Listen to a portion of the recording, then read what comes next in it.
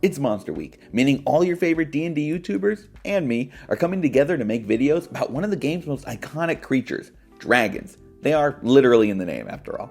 But while I love using dragons as dastardly villains, I think there's another way to get them involved in your games that can be just as awesome, using them as quest givers. In this video, I want to outline why a dragon will be the perfect patron for your party. They really do check all the boxes. Let's get started.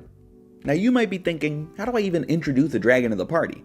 It's true that going on a quest for a giant fire-breathing lizard might be intimidating for your average low-level players, but in D&D, some dragons have the ability to change their form, taking on the shape of a dwarf, elf, or other humanoid. Now they can appear as whoever they want, and whoever you think will be most likely to gain your party's trust. And even if their stat block doesn't give them that ability, it's kind of a thing dragons are known for in this game, so nobody's going to bat an eye if you let them shapeshift a bit.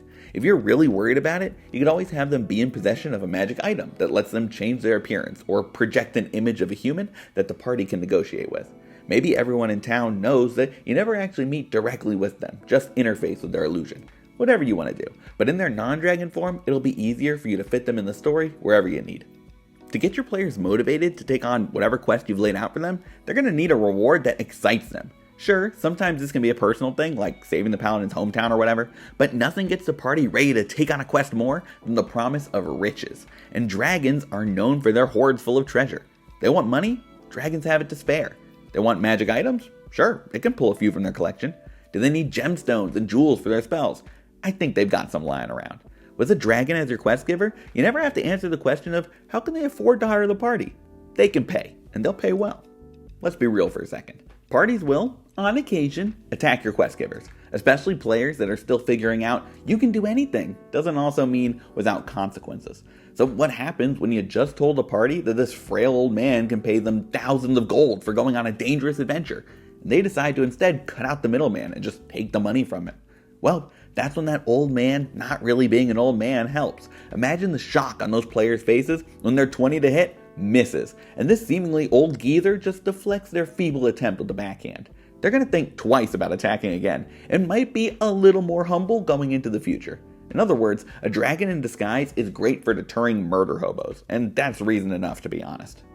Quest givers often have old knowledge and lost secrets that can benefit the party in their quest. They know where the ancient city they need to reach is, or have heard of the 5 weapons of awesomeness that when combined can take down the Lich. As beings that can live for hundreds of years, dragons have plenty of time to collect all the little bits of trivia, and may have even seen the rise and fall of some of the kingdoms that are now ruins on the map.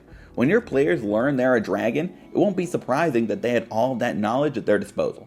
But beyond their own understanding of things, not every dragon only collects gold and silver. Some hoards contain a lot more, like books on historic figures, maps to hidden lands, and old wayfinders that lead to cursed relics. Not only will that dragon be a resource for quests they are giving out, but a smart party can use them as a way to get information even when they're working for other patrons. Even after their quest is complete, and who knows, your dragon might have even more for them to do, your party is going to have an ally for life. And as the campaign goes on, and the stakes go up, being able to call on a dragon for help is only going to get better. That's not to say your quest-giving drake should show up every time the party has to fight a few orcs, but for the final battle of the adventure, yeah, they should come swooping into the fray. Just imagine how cool it's going to be when your big bad evil guy summons an undead dragon to attack the forces your party has gathered, only for their old pal Bill the Black Dragon to take it on in an epic aerial duel. Dragons fighting dragons is awesome. Make it happen, DMs. But maybe you really wanted to use a dragon as your main villain, and are worried that you're going to overload your game with too many drakes. First off, you can never have too many dragons, so write that down. But second, why not just do both? Nobody said your quest giver needs to have good intentions. Picture this. Your party has spent session after session gathering artifacts for their patron, all in service of stopping the evil threat. When they finally bring the last relic, the dragon reveals their true form, either attacking on the spot or fleeing with all the plot-relevant items to go enact their world domination plans elsewhere. Hard to picture a cooler reveal for your bad guy, and now your party has to track down that monster and get their revenge. Whether good or evil, dragons make the best quest givers. Those are a couple of reasons why having a dragon as your party's patron will make your campaign even better. But I'd love to hear your thoughts or fun ways you've gotten dragons into your campaigns in the comments. If you want to see more Drake-related content, check out some of the other awesome videos that are going live for Monster Week. Each day there will be a new playlist featuring lots of fun videos, and you might even see me pop up in a few. I'll link to any creators who were kind enough to feature me in their own content in the description.